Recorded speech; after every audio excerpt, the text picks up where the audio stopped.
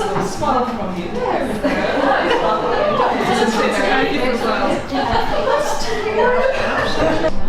Yeah, but we just say how much, especially it's lovely. It's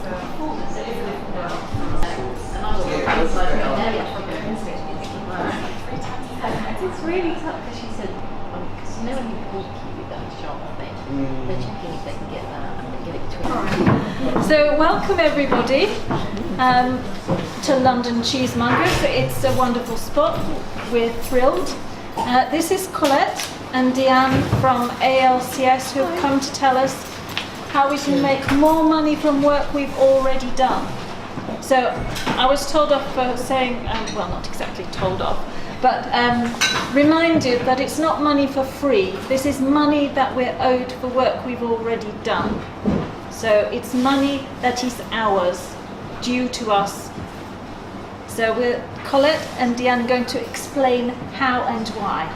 We are. So thank you very much. Well, thank you very much for inviting us to start. Do we have any ALCS members here already? Oh wow. Oh wow. We're doing quite well. Some of them, like myself, may not have done very much about it. Right, okay, so maybe we can Kind of, good kick up the butt. we can get you started with giving us some more information so you can maximise the income from your works.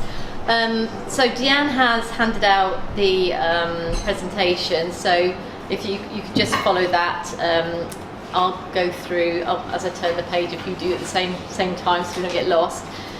So a little bit about us, brief introduction. I'm Colette from the Authors Licensing and Collecting Society. I'm the Membership Services Manager and I've been at ALCS for coming up to 15 years, so it's quite some time. I have a team of 8 and we deal with author research, and then we have half the team deals with author research and the other half deals with all the administration of processing forms and dealing with all the changes that members send to us. And then my colleague here, this is Diane, and she's going to tell you about what she does. I am the distribution manager, so all the money that you receive and the statements that are generated and sent out to you is down to my department.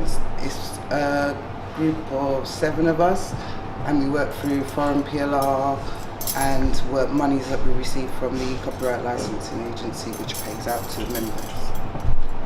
Oh, and I've been working with them for 20 years now. This year will be 20 years. 20 years? Yes.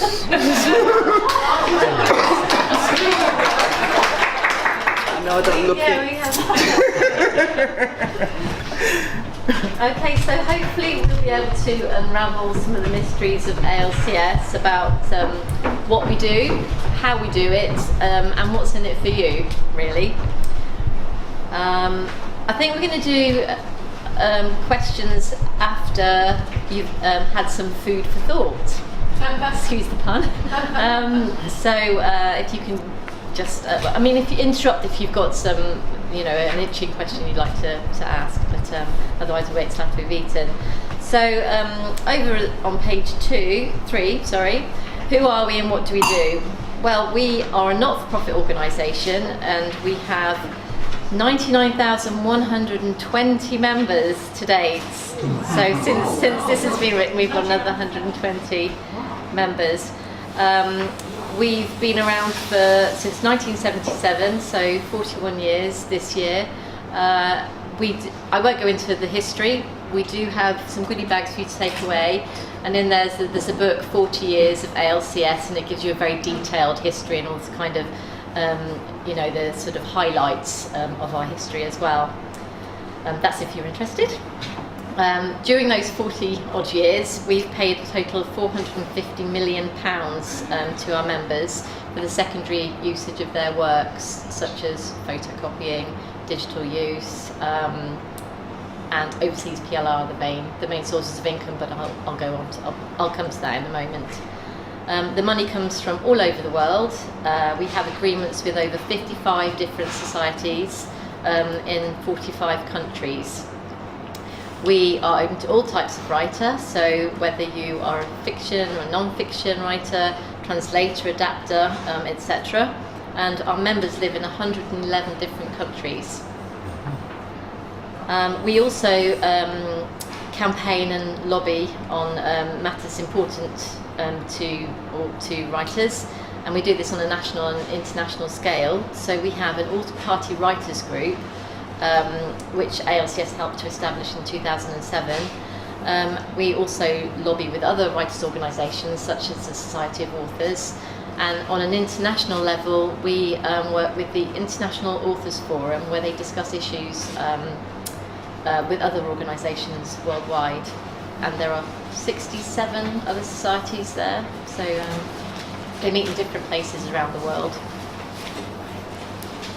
So just to give you, I'm sure many of you may know what secondary royalties are, but they are when a third party uses a work that is already available to the public.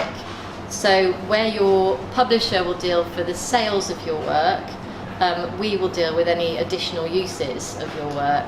So this would be for photocopying or digital use. Not to be confused with PLR, which is the public lending right. In the UK, that is dealt with a separate organisation, and that covers the money that you receive for the lending of your books in libraries. So we're separate organisations, and they're based at the British Library, aren't they? Okay, so moving on, our main sources of income, I've kind of briefly gone over that already, but we have two main types of income. They are firstly for the photocopying, scanning and digital use of electronic and online publications. The income is generated through the sale of licenses to businesses, educational institutions and government agencies, and it's collected by the CLA, the Copyright Licensing Agency. The main other source of income is from overseas public lending right, and we receive money from Austria, Belgium, the Czech Republic, Estonia, France, Germany and the Netherlands. And not all schemes are the same as the UK PLR. For example, in French PLR payments are based on a system that monitors which books the libraries are buying rather than lending. So almost like the availability of your work to be lent, sorry. And in fact, there's a short animation on our website if you want to have a look at that, which summarises all the sources of income that we receive, these sources of income that we receive, and what they're for, and where they come from. For writers of magazines or journal articles, which I think is maybe of some interest to some of you. I know some of you already write on a regular basis for magazines. The royalties are also generated by the licensing scheme that is operated by the Copyright Licensing Agency. It's under the same principle as books, allowing the copying of articles from journals and from magazines. The money for journals and magazines is distributed via a claim scheme, and that's very important that you take notice of the fact that you have to claim for these. So you claim for your published articles from the last 3 years to receive compensation, and the money is generated again from the sale of licenses to these various institutions and organisations. May I ask a question? Yeah, Am I right in saying that you have to have your name on the article? Deanne, over to you. Yeah, you do. Okay. You have to have your So name even on though the you byline. can prove that the piece of work is yours, Is yours, you yeah. have to have a byline. Yeah. Thank you very much. And the secondary question, when you say for the last 3 years, after 3 years the copyright becomes, ceases to exist, it becomes sort of public domain or something? Not exactly. Do you want to it's explain? the way the Copyright Licensing Agency collects all the data, it's always on a 3-year basis.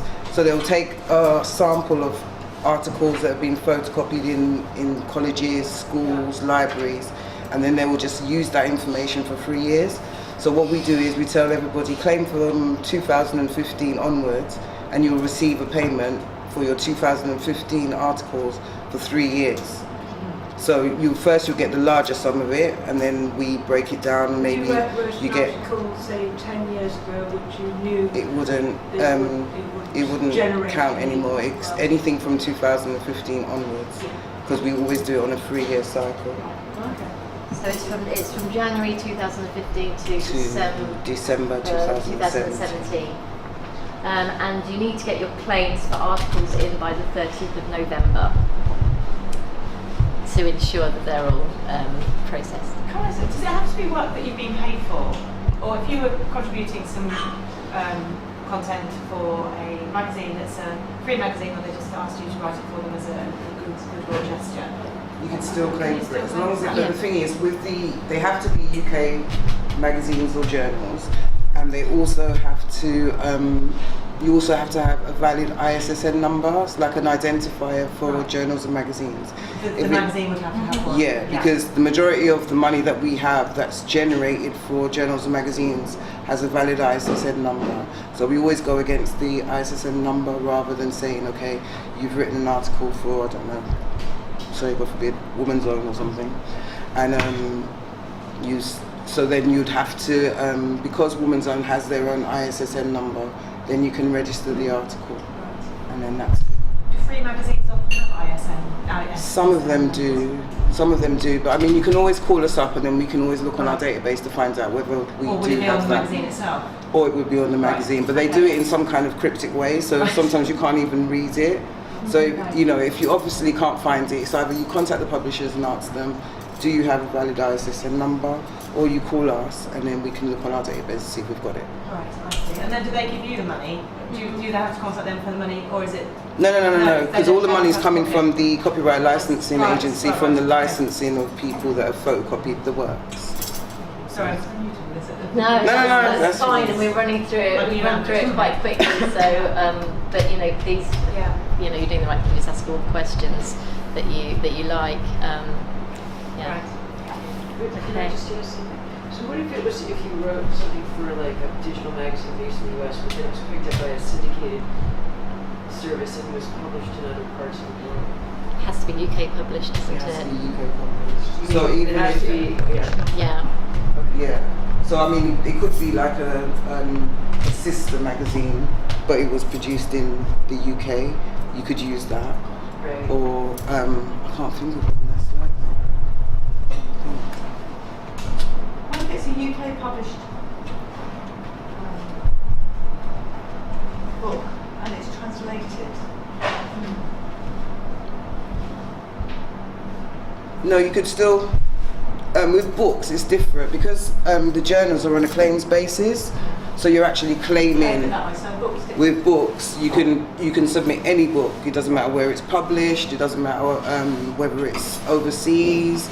Anything that you've done, you can submit that work. Is there a time limit on that? No time limit at all. None at all. So even if the books are out of print, you can still put them down.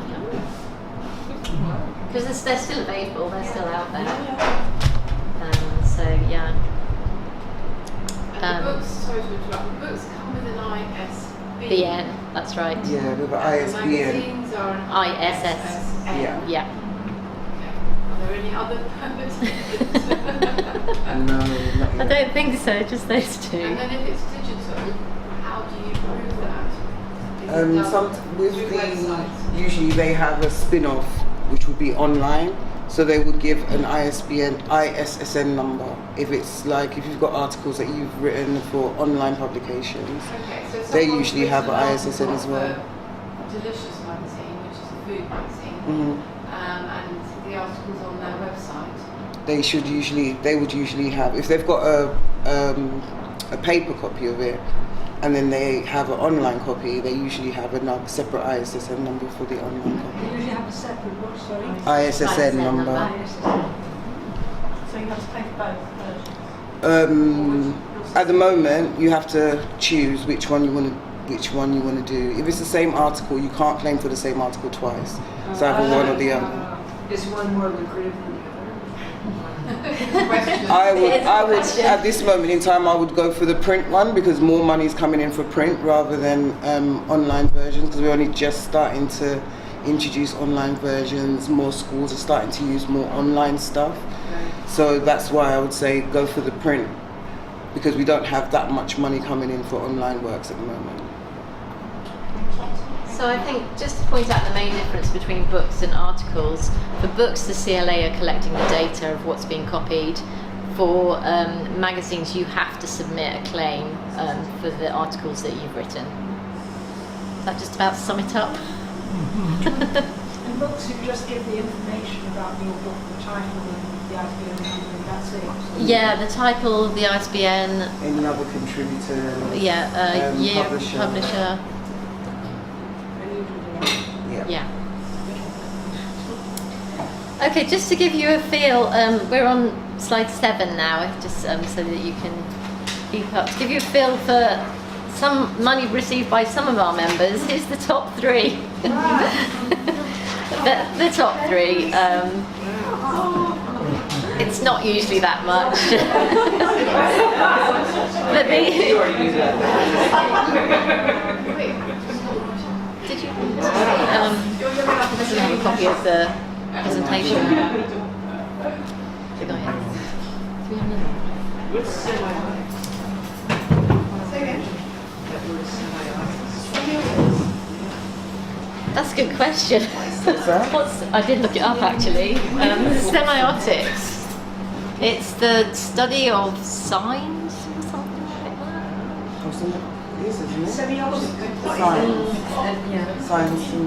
Signs and symbols, yeah. I read a very brief description of it, but not my area.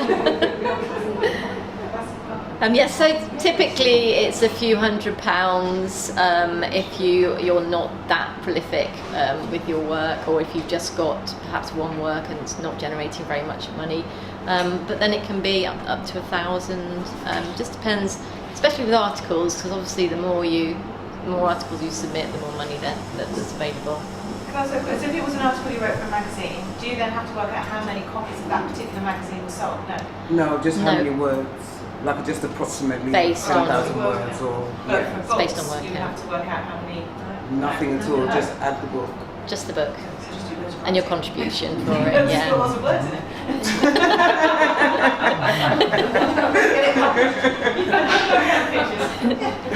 Because it depends on the category that it falls into, and it depends on the number of words, what funds are available for that category. But I'll be talking a little bit more about it in a second. So yes, so that's what's possible. Those most reused books in March of this year. So I just thought I'd give you a little bit of background to my team, which is the author research team. And we have 4 researchers who are pretty adept at what they do now. They're pretty expert in their field. And obviously we've already collected money for a lot of people, but they don't know about ALCS, or they don't know that we've collected royalties for them. So what my team do, it's their responsibility to find those authors that we've got significant sums for. So usually it's a few hundred pounds and upwards of that. So it's like a detective agency. It's a bit like being an air hunter. It is. It's very similar. Yeah, it is indeed. So once they've located an author, then they'll write or they'll email that author and try and get them to join. Now, occasionally we won't get a response, but we don't stop there. We have a very resilient group of people, and they will hound you. So if somebody's got some money and they're not responding, then we keep looking for them, or we find an alternate contact for them. But we don't give up, and we don't just sort of siphon off the money somewhere else. We do keep looking for them until they finally join. You're finding it hard now collect their because money. we're becoming very wary, aren't we? As a notion of people contacting you, offering you. Yeah, everybody. Yeah, but for us, I think it's got a little bit easier because we've now got nearly 100,000 members. So if you ask, for example, several of your colleagues here are members of ALCS, and if you're in an academic arena, then you only need to ask somebody in your department, and they're probably a member of ALCS. So there's a lot of people now who are out there who are members of ALCS, so we're becoming more well known. It didn't used to be the case. When I first joined ALCS and we had about 30,000 members, it was tough trying to get over past that first hurdle where people were very sceptical and didn't really believe that you owed this money. So presumably if you published a book, say 10 years ago or even 20 years ago, and you've never, filled in the form of whatever you're supposed to do to claim your royalties from ALCS, then the royalties would actually mount up over Yeah, time. the work may have been copied and there may be some money available. We have a search for royalties function on our website, so you can actually click on that, put in your ISBN or the title of your work. I think those are the two criteria that you can enter just to see if we've got any money for you already. Which would be waiting there, but not Yeah. claimed. Yeah. If you're a member. No, if you're not a Even member. If you're not a member. Yeah, you can find To out. claim the money, you'd have to be a member. You can join them, yeah. Oh yes, I'll finish that page now. So yes, and in fact, looking at the next page, you can see how our members hear about us, and over 50% of our members become members after we've contacted them. So I think it's 58% here. The rest mainly hear about us through word of mouth, recommendation, through co-authors, through publishers or agents. So some publishers and some agents are very helpful, and they'll sort of make sure that their authors sign up with us as well when they take them on. But it's not always the case. But the more people that are talking about us, the better. So they may hear about us us on on. anything else in themselves, which is probably why they don't tell people about having not really known much about you. Although some people if they're paid through their agents, then their agents might make a little bit out of them, because it goes to their agent and their agent takes their commission. Yeah. So, or co-authors, there's lots of other writers' organisations. People hear about us, in a number of ways. So. There's no one person's responsibility to tell an author. It's nobody's responsibility to tell an author. If somebody starts writing, it's not down to somebody to say, by the way. Oh no. Do agents presumably, or do they get a little share of the author's royalties? It depends what the contract is between the author and the agent, whether they do or whether they just collect them for them because it's more convenient, or whether they have a cut from it. So it's just up to the contract that you draw up in the first place. But we pay a lot of people via their agents. So some agents are very very active in ensuring that their clients do sign up with us.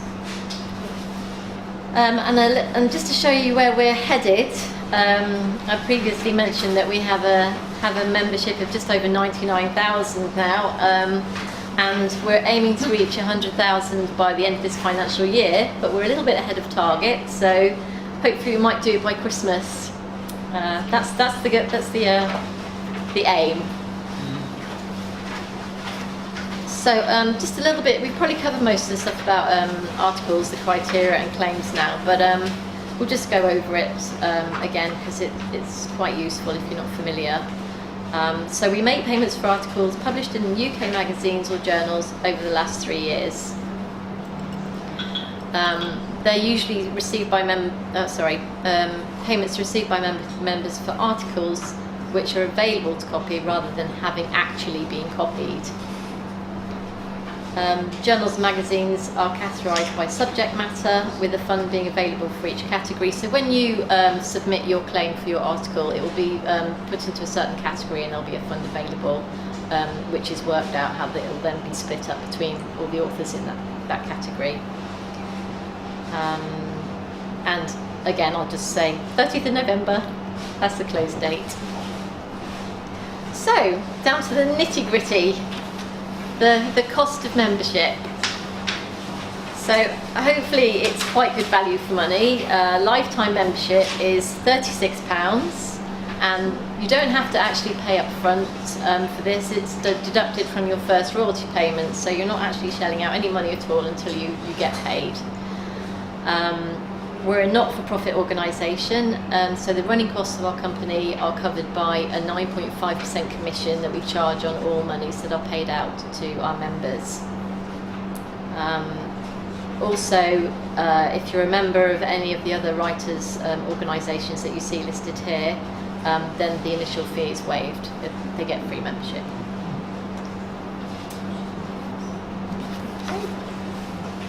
So what's in it for you as a member of ALCS? So we have 2 distributions a year, and you may be paid in one or both. Generally, in the second of our 2 distributions, we pay script writers, so for audio-visual works. But occasionally, depending on when we receive our payments, you may receive money in both distributions. You can access the members area of our website and manage your own account online, which is what members are doing more and more now, and it's a great benefit to be able to just go online and add more works and keep everything up to date, so that you're not waiting for it to be updated from our end.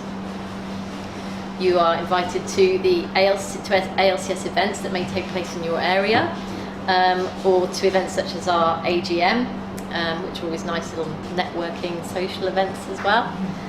And you can stand or vote in our elections for our ALCS board. And then you receive our monthly ALCS newsletter, which usually has articles of interest to writers, obviously. It's usually an interview or just sort of recent developments. And how to join? It's simple. We've got an online application form now, so you can just do it online, and at the same time you'll get a login to your members area. You can also download a form if you prefer to do things on paper, which you can also find on our website. Or there's a form in your goodie bag that we'll give you to take home, so you can take that home and fill it in your own time and return it to our office, and we'll process it there. It never takes very long. Most of our forms are received and processed on the day, or within a couple of days. Okay. That covers that. So, a few things not to forget. Join ALCS if you haven't already. Tell your colleagues about us, because as I've already mentioned, it's word of mouth that gets people joining as well as us contacting them. And have a look on our royalty checker on the website as well to see if you've got anything owing. Now, I hope this has answered some of the questions you may have had.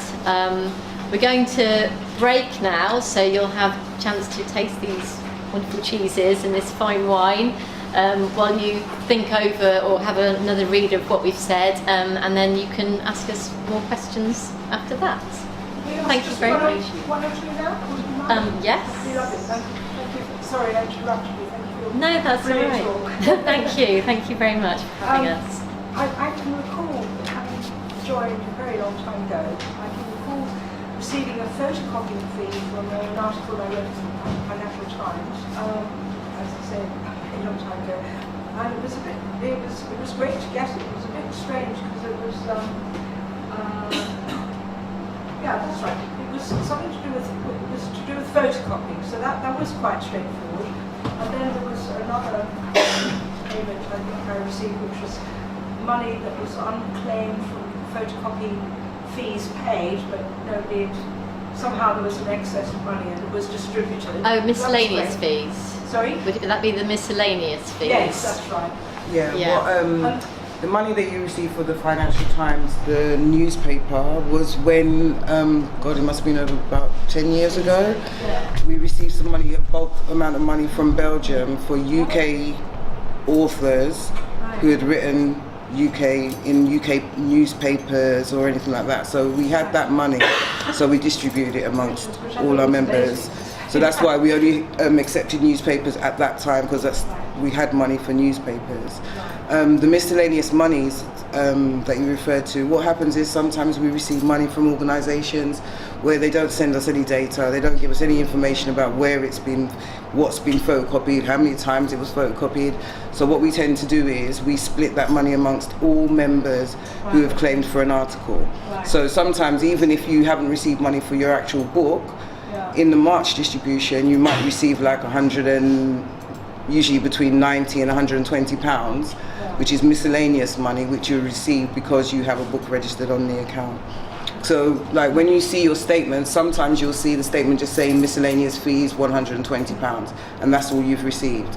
And you might not see a title of your book, you might not see any information about your works, but then you know that you've received some of the miscellaneous monies because you're a member of ALCS. It's not really in the interest of sort of libraries or other organisations who photocopy your work to actually inform you of the fact that they're photocopied, and also they might mean to do so, but they don't have the time, I mean, for they books, don't have the staff to monitor it. For books, it's not so bad because obviously it runs against an ISBN number. So if there's any royalties attached, it will go straight to your account automatically. We won't need to have that information from you. But obviously, because the journals are on a claims basis, you have to claim. So, but we can't force you to do it.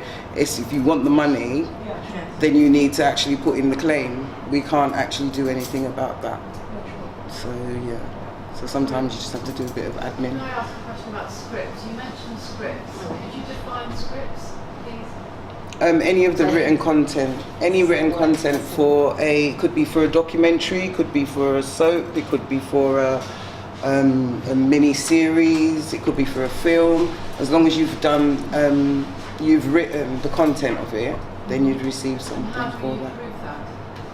Well, usually, like I can go on, say, a site like IMDb and put in EastEnders, the Christmas edition, and it will give me a list of writers. So if you can't come in there and say, okay, I can't go there and say Jean-Jacques wrote the Christmas edition of EastEnders, when I can search a number of sources and see that Deanne didn't write it. So I won't get any money. So that's basically how it goes. Like you tell us, but we still have to go and verify it from like 2 or 3 different sources to find out. You'll go away and you'll say, actually, sorry, you only, or some people So it they'll. doesn't matter if you try and claim something. Yeah. You'll check the I mean, you detail. could come in and say, okay, I wrote the whole of that book. You can say that you wrote all of the book, and then when we go and do our research, we find out there's an editor, there's 2 editors, there's other contributors, there's somebody who did the foreword, there's somebody who did that, and it's not 100% your book. There's other people that actually contributed to it. Yeah, and with photocopying, because legally you can only copy 5% of a book, so you don't know where that book was copied. Even though that person said, I wrote the bulk of that book, the person who's photocopying it might have just wanted the introduction, or they might have just wanted the end bit of it, which was written by somebody totally different. So that's why we don't go by the original contracts. You know, like if somebody says, I've written the bulk of the book, so they should receive the bulk of the royalties that come from it. With ALCS, we split that evenly amongst all the people who've contributed to that book, because we don't know what's been photocopied. That's very nice. That's very helpful. So, sorry, quick question. From the cookbook point of view, then, if you've written a cookbook, there is going to be a commissioning editor, and somebody who would have edited and just looked over all the work and tweaked it around. That's obviously down there in the page where it says who's done what. So that means that they, if they're registered, would be entitled to. They would get a share as an editor, and they would get a share, and the author would get the share. If it's anybody like I know, like with scripts, if you've got a producer or a director, they wouldn't get anything because they haven't written anything. So they wouldn't receive any royalties from ALCS. They would have to go elsewhere. As with the publishers, there's what's it called? The Publishing Licensing Society. They receive all the shares of the publishers for any books that have been photocopied. So we just deal solely with the author and the written content. So this is really valid for editors as well as writers. Yeah. Yeah. Yep. If I've interpreted it correctly, if you've written a book, then you'll get money in year after year for however long. Mm-hmm. If you've written an article, it's 3 years, and then there's the cut-off point. If you've after 2017, if you've written something in 2018, you can still claim 2000. But anything from 2000 prior to that, no. So where does I've written quite a few hefty business research documents that you'd buy in a very big file. Where do they fall in? Is that down to whether they've got an ISBN number or an I? If it's got an ISSN number, then you'd use it as a claim. Right. You'd claim for it. And if it's got an ISBN number, then you would have to register it as a book. Right. So if it was the publisher had registered it under an ISBN number, then you can. Then you've got 3 years, and then after that. No. If it's an ISBN, so you can just register it, and then it's just lifelong. If anything comes in for it, you'd receive royalties for it.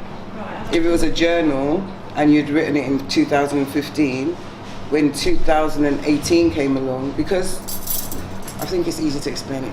See, you've got a pot of money for 3 years, and everybody's claiming for that money.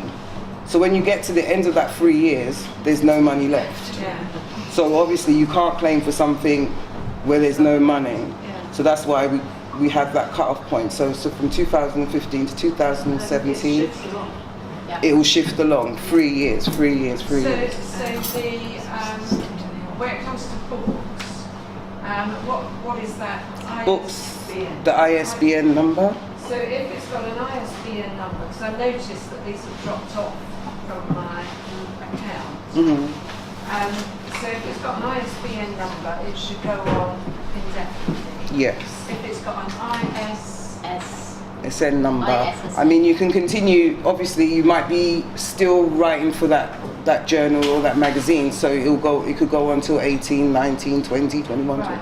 carry on going like that. But if you stop writing for them, then you can't make any more claims. So magazines for ISB, ISSN. ISSN, right, books for ISBN. Yeah.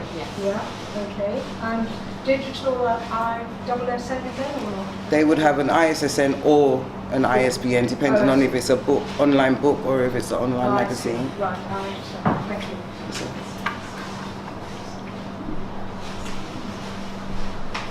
Reset. If we produce a recipe that is published on a website, republished on a website, how does that work? Depends what website it is. So like if it's, I can't think of any food magazines. Could you use that as an example, maybe? That's the magazine as well, isn't it? Yeah. Yeah, so they should have a valid ISSN number on their website. I mean, sometimes you can just go in like the contact information, or there's somewhere it's there, or where they have like registered company, you might just see underneath ISSN number, and then you'll be able to pick it up there. And then again, if you can't find it anywhere, check with the publishers or the distributors, and if not, then contact us, and then we'll have a look on our database. And you get paid based on the word count of the recipe? The word count, yeah. What about restaurant reviews? That too, we'll take those.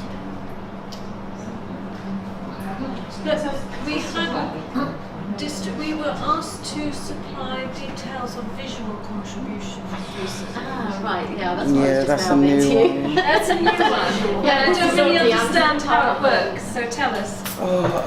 It's really new for us. It's yeah. It's only in its second year. So. What it is, that doesn't have any limit either. So if you have any maps, graphs, photographs, diagrams, cartoon sketches. You see, for a lot of us these days, it didn't used to be the case, but now it's changed, and a lot of us are taking our own photographs to accompany recipes in magazines. And that is a sea change in what we do. We are now sort of obliged to supply the photos with a copy now. Okay. So it's sort of changed what happens. So if we've done that. If you've done that, again, we'll go through the same thing. If you've got valid ISSN and a valid ISBN number for any of those journals or magazines, then you can submit them and just say you've got 3 or 4. Little byline at the side of the show that you've voted after. Yes. Or it might be listed at the. Or if it's listed, but we'll be able to find out anyway. Either way. That's additional money to the works. Yes. Yes, yeah, it's separate. It's a I mean, the new- fund's not the fund's not that big at the moment for it, but you can still make a claim and get something. It'll just add to the royalties. Every little helps, yeah. So it's a separate source of money. So yeah, so you can do that via the members area of the website. You can just add. We've just done a deployment now, so you can now do that. Add them on via your members area on the website.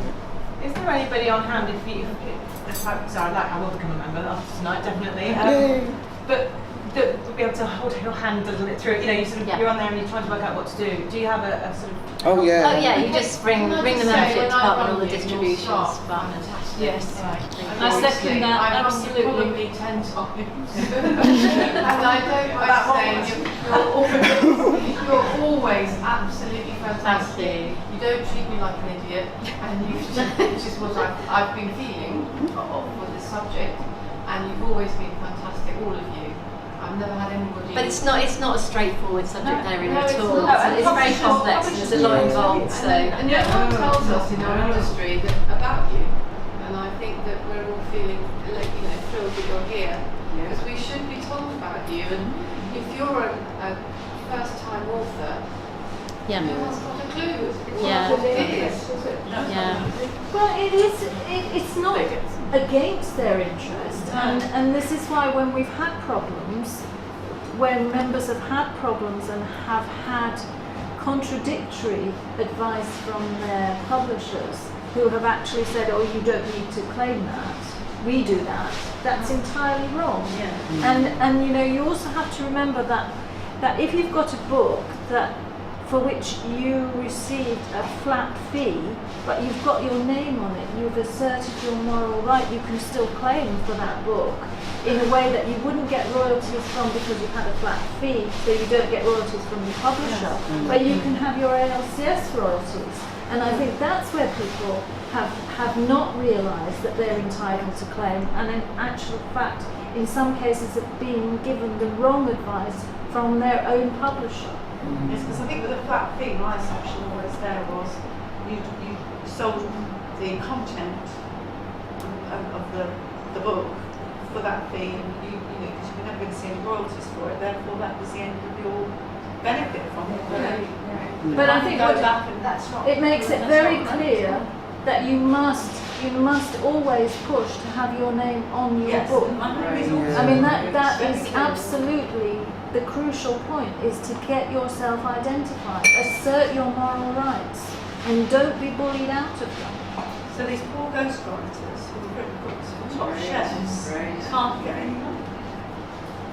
But I think, to be fair, with say the publishers haven't told you, they probably don't know themselves because Oh they're no, not they in. know. Well, because how we work on behalf of the authors, and then there's another organisation similar to ours called the Publishing Licensing Society, which collects exactly this, I think it's a 60-40 split, I can't remember. But they receive the same amount that we receive. They receive the same data that we receive in regards to books that have been photocopied. So they both run along, and most of the prolific publishers are all members of theirs. So it's not that they don't know, it's just they're just not giving you that information. How are you funded as an organisation? Sorry, the commission from our members. 9.5%, that's what we survive That we on. pay out, so any payments have a 9.5% commission charge on them, and that's what pays for our running costs.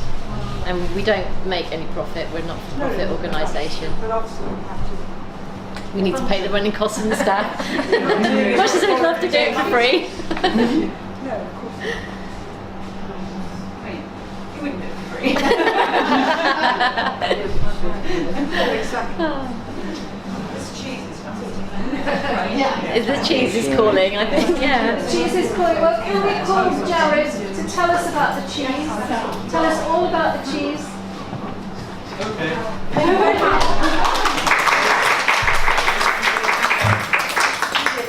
get on doing this? I think you should just begin, No. and I'll talk. Well, tell us. No? Tell us what there is. Tell us. Okay, so all the boards are the same. Should we start at this end? This one is called Stitchelton. It's raw milk blue cheese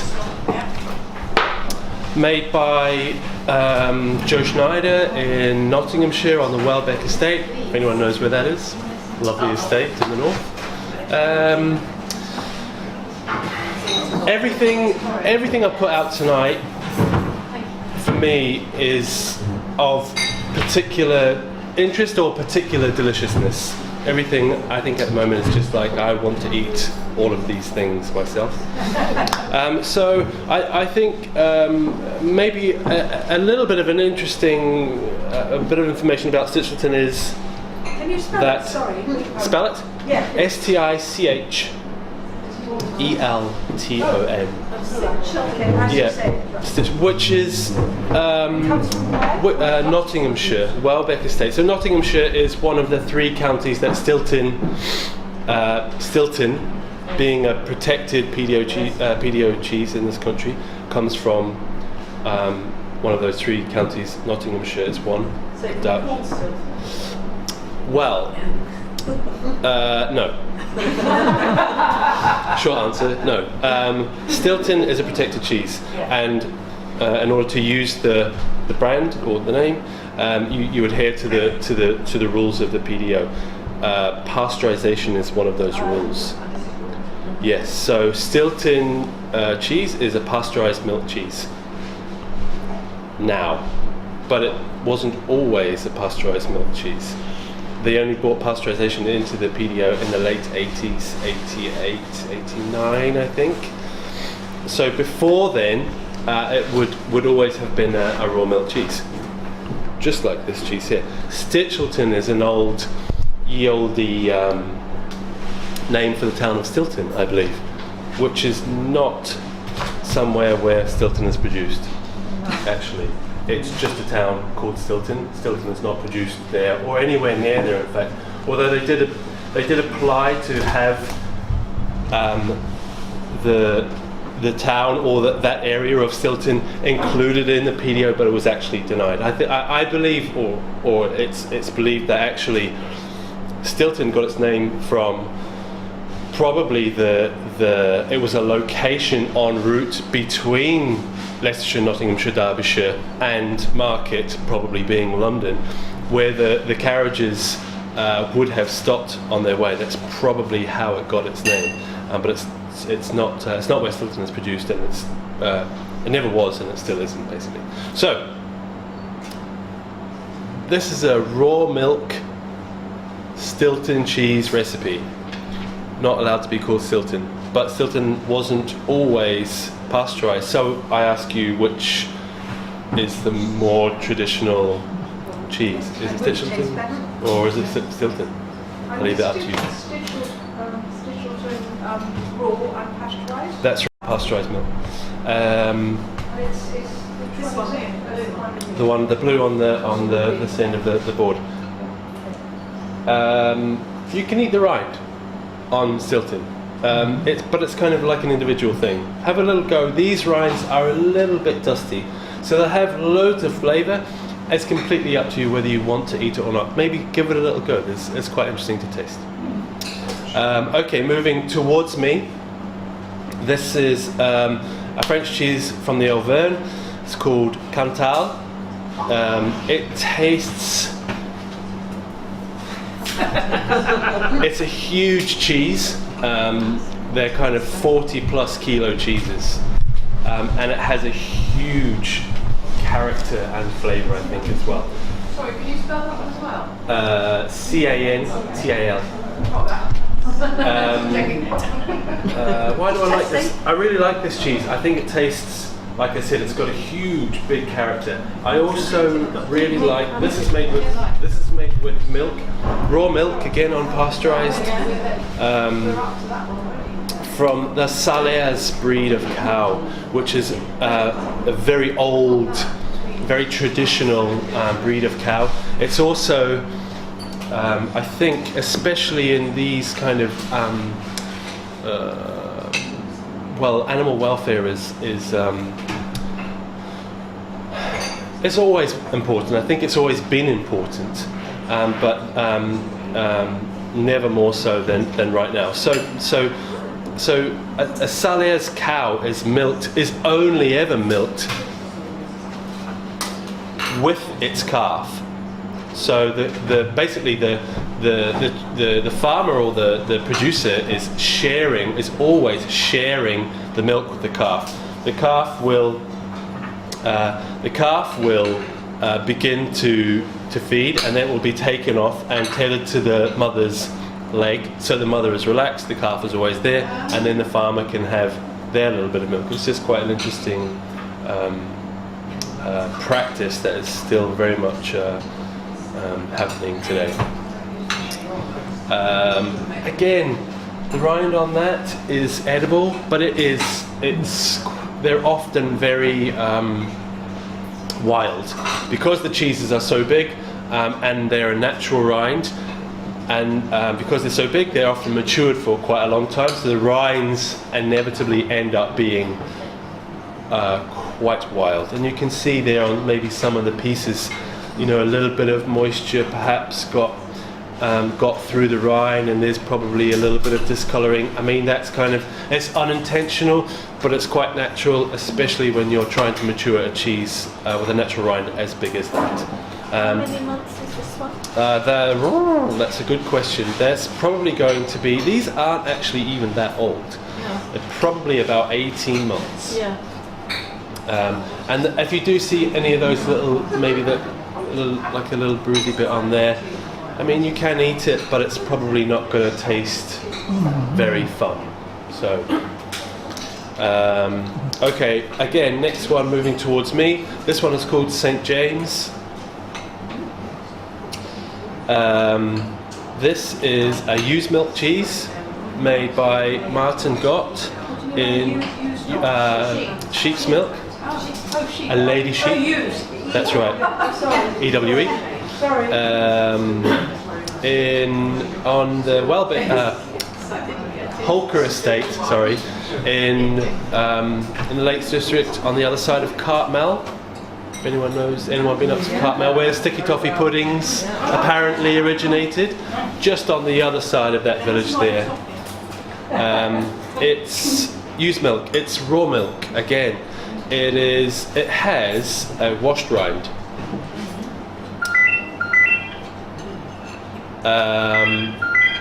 Thank you, Ben. So washed rind cheeses. So basically, it means from the moment the cheese comes out of the form, of the shape, of the mold, it will be washed. In this case, with salt water. You can wash cheeses with all sorts of different things: beer or cider or brandy. Excuse me. Most commonly, salt water. This one is no exception, washed with salt water very, very regularly when it's young, and then as the rind starts to develop, less and less and less. So you get quite a lot of flavour on the rind. We're talking about kind of a pungent, farmy, sometimes kind of meaty, bacony, roasted nuts, those kinds of things you can expect from washed rind cheeses. This one is quite interesting because you get that quite a lot of character on the rind, and please do encourage you to eat the natural rind is part of the cheese. It gives the cheese part of its character, and the milk, being used milk, is very rich and quite mellow and round. So and I think that those two, you get two very different kind of flavours and characters from that, and it's eating the rind and just underneath the rind and then through the paste of the cheese that gives it this wonderful flavour character.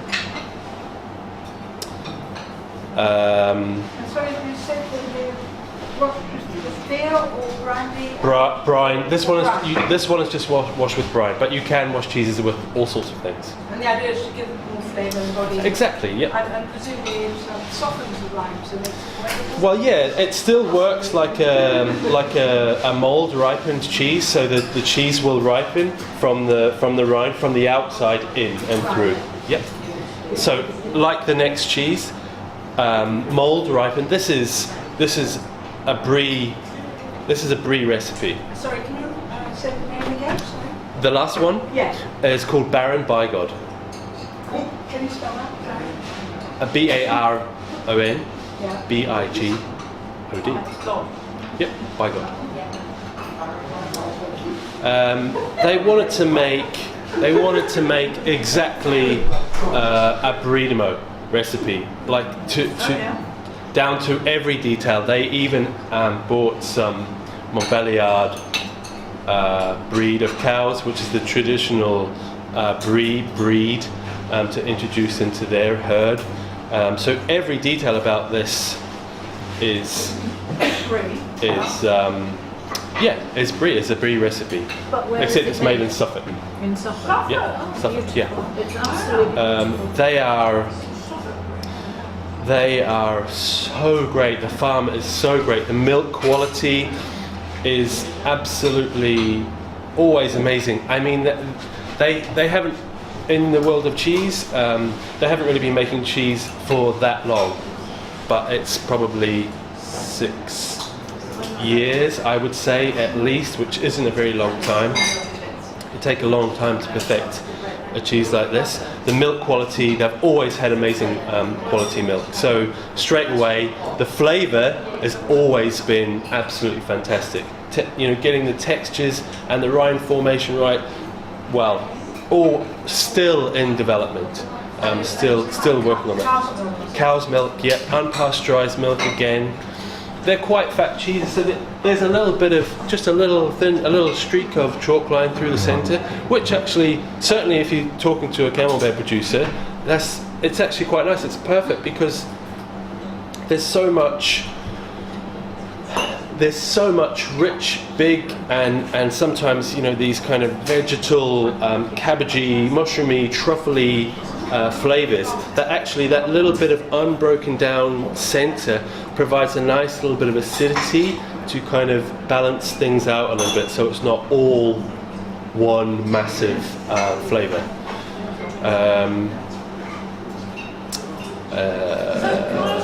Yes. We've had a really dry summer. Yes. When or will people notice that in the cheeses? Depends on how good the cheesemaker is.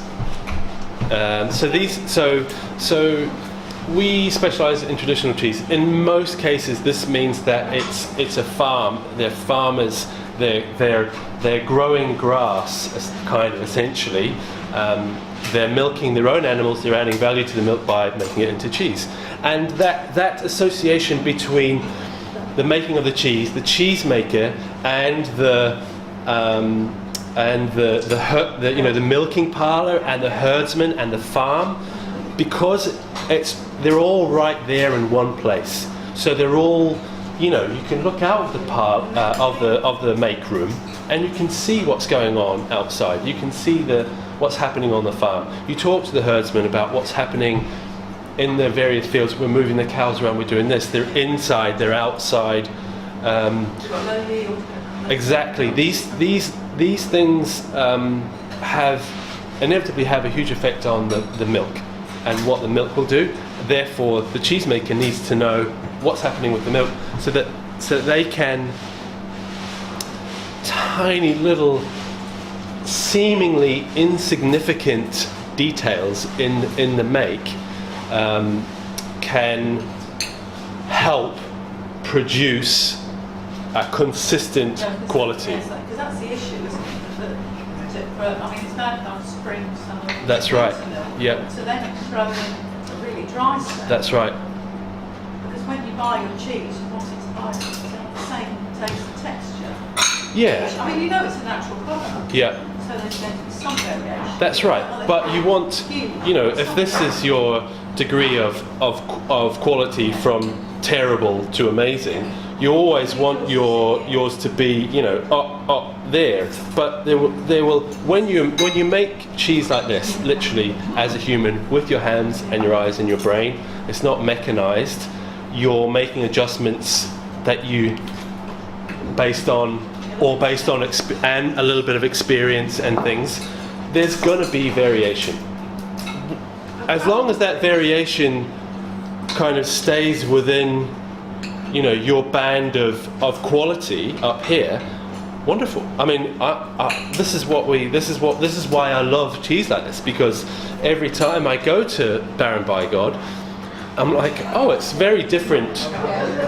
How old is Every cheese is very different, but they all taste delicious.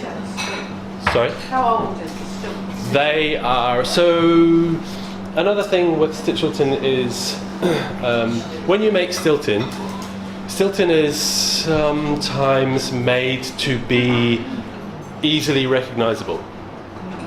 It's kind of like a marketing thing.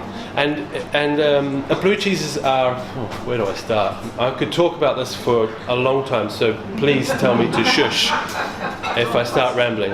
So blue cheeses are pierced. It essentially looks maybe like the Salaise, or it looks like a cheddar or a Lancashire, until the stainless steel needles go in. It lets air inside the cheese, and then the blue mould can start to grow because it has access to everything it needs. And then it'll grow and it'll break down the cheese and do its job.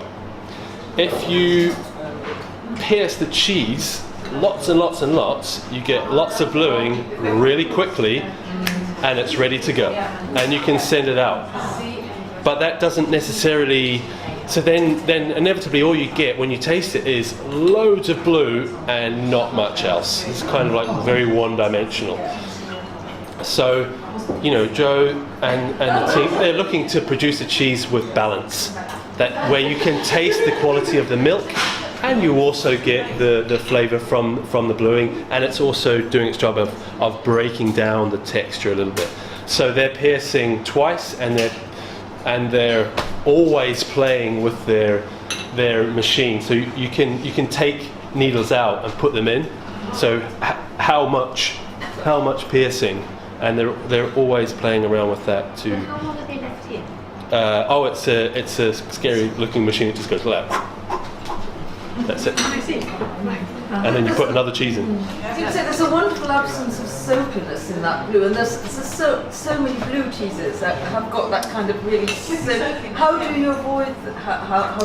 Sorry, it's probably a very long technical question. This is remarkable in that sense. I mean, maybe a lot of that could come from the bluing. And like I said, if it's all blue, that's all you taste. Right. And you can kind of encourage particular types, particular strains of bluing, or of molds, of cultures, of bacteria to grow in and on and around your cheese. That's another another detail that the cheese makers or the cheese maturers are trying to work out and trying to encourage. You can choose a culture, and you can like really heavily inoculate your cheese inside or outside, so that is the only thing that can touch that cheese. Like if you go maybe to a supermarket and you buy a little camembert or something like that, an industrial version, if you have a look, it's probably got a brilliant white rind. Well, and it's probably quite thick, like carpet. Well, it's been heavily inoculated so that nothing else, there's no room for anything else to grow on that cheese. But then you get a kind of single dimension, one homogenized kind of flavour. They tend to be kind of, well, quite homogenized in terms of flavour and character. What this style of production is, they're trying to find a balance. Just like Joe with his bluing, he's trying to find a balance of bluing in the cheese, and so you get a nice flavour from that, and you also are getting a nice flavour from the quality of milk that they work so hard on growing grass, looking after the animals, and then the milking, and then the making of the cheese. It really is the whole I process. would have thought the grass is because after all, what you eat is what you That's right. become. That's right. And the summer, despite being very dry, the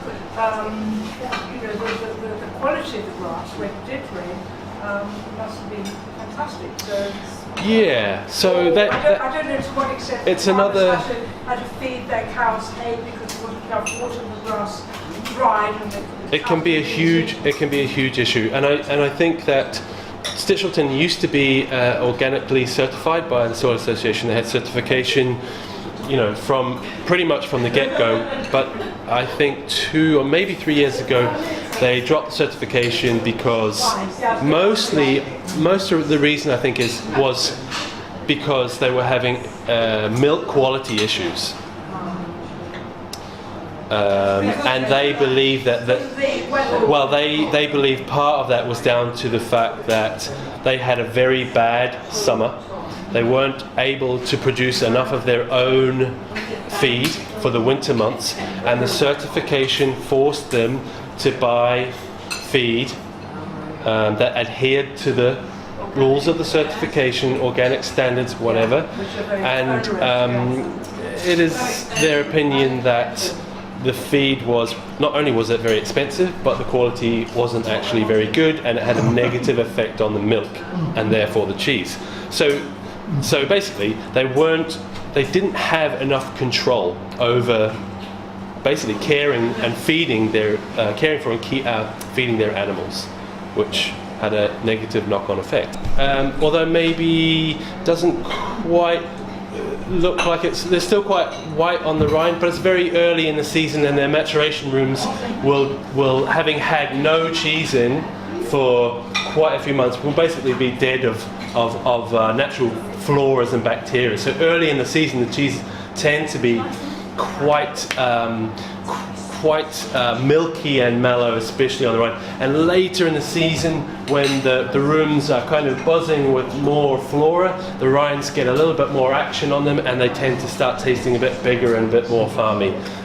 These ones are also wrapped with a band of spruce around the cheese. When it comes out of the shape, the form gets a little band of spruce wrapped around it, and then they're washed and matured on boards like that before they go into that little box. And they've matured quite a while here, because they've been in holes. You can see the black probably around. That's actually the spruce. What's it supposed to do? The spruce band. What's it do with the spruce? Oh, it does. Well, what's it? I was going to say, I think it flavours it markedly. Yeah, it does, absolutely. I mean, when you taste it right up close to the spruce band, you definitely get flavour. Sort of piney. Yeah, exactly, from that. And is that unwashed rice? Again, And yep. would you call it brie or camembert? Or how would you pigeonhole it? I guess it would fit in the family of washed rind cheeses. Yeah. So very generic. Yeah. Pigeonhole it. Yeah, which is quite a big family. You baked it like you would a camembert. Oh yeah, they cook up very, very well. They're exceptionally well, yeah. And what is it washed in?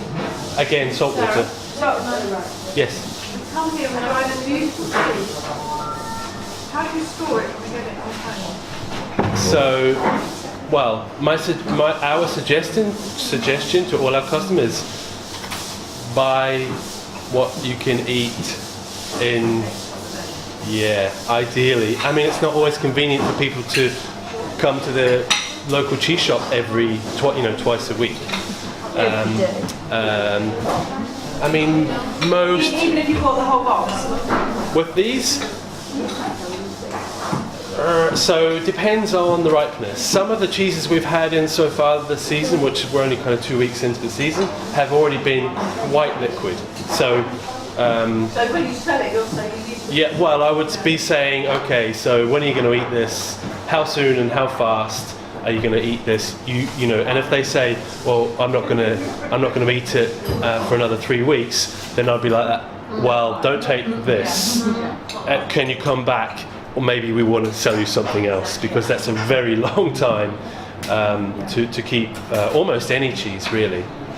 Yeah, we'd be suggesting eat it like so. These ones, they're soft, but they're not liquid. You could keep one of those as a whole cheese, uncut, because it will, as soon as you open it, it will accelerate and deteriorate faster. But you could keep one refrigerated, so it's kind of like, halts any kind of maturation, for a week, 10 days, maybe at a push, and then then we're not guaranteeing the quality of the cheese. We want people to buy a little bit of cheese every week and then come back, because we can guarantee that whenever they go back to that piece of cheese, it's going to taste probably just about as good as it did standing in the shop tasting it with us. After that, it could dry out, or they're raw milk cheeses, and they're not made to keep. They're made to taste as good as they possibly can. And when that is the focus, they have a mind of their own, and they will continue to change and develop even in your fridges. So they could turn a corner and do something weird. So how long have these ones been out of your fridge? That was going to be my next question. So I cut.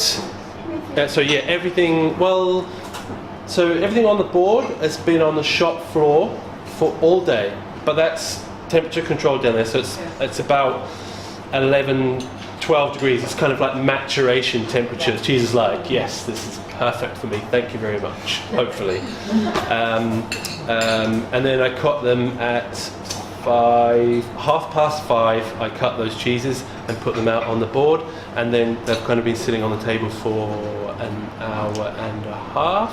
I brought them up, so they've been out for an hour and a half. The Mont d'Or as well, they've been sitting out on the table for 2 hours to relax. Because they're more insulated in the box. Yeah. Because you don't get Yeah. you won't get the flavour if it's too warm. That's it, The yeah. texture. Yeah. But likewise, you wouldn't want it to go too warm.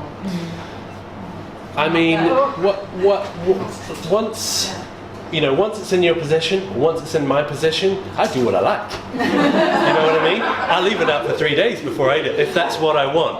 That's absolutely fine. You Our kind room of. temperature is always when it's at best. Yeah. Yes. Absolutely. Yeah. These Mont d'Or are also good for cooking. In the oven, 160, 20 minutes or so. Maybe put some herbs or a bit of garlic in there. It's fondue in a box. It's good to go. They're really good.